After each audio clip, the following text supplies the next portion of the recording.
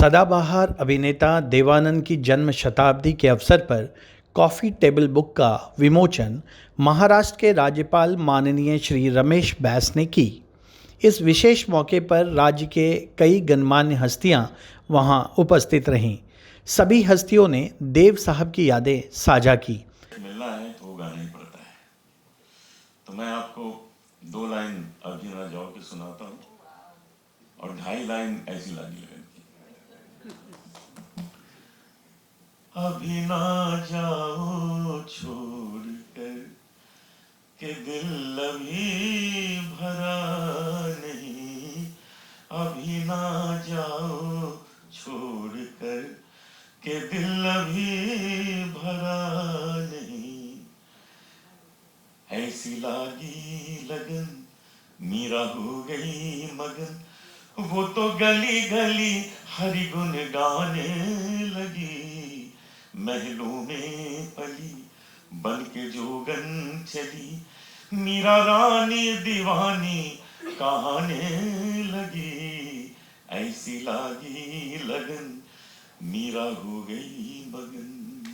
इस कार्यक्रम का आयोजन देवानंद सेंटेनरी सेलिब्रेशन समिति ने किया।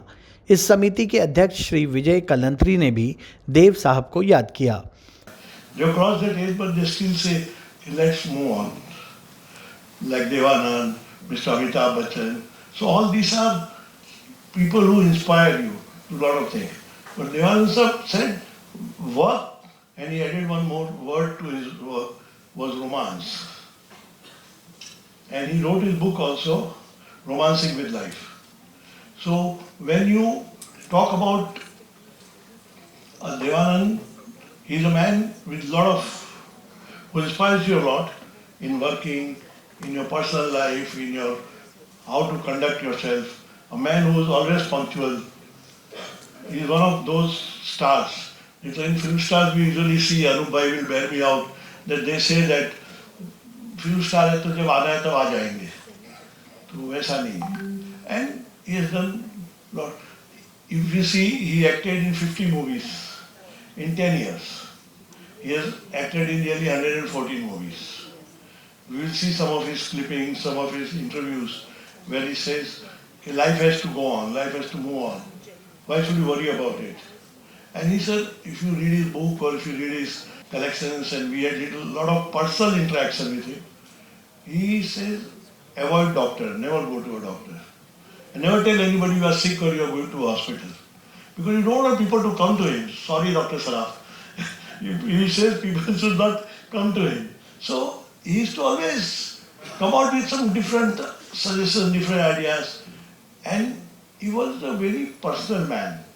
And he will never make you feel humiliated. So इस कार्यक्रम का आयोजन मुंबई कफ परेड के वर्ल्ड ट्रेड सेंटर में किया गया। इस अवसर पर राज्यपाल ने देव आनंद पर कॉफ़ी टेबल बुक लाने के लिए श्री विजय कलंत्री की प्रशंसा की। देवानंद साहब का बड़ा प्रशंसक होने के नाते देवानंद जी के जीवन पर कॉफ़ी टेबल बुक का विमोचन करना मैं अपने आप का सम्मान समझता हूं।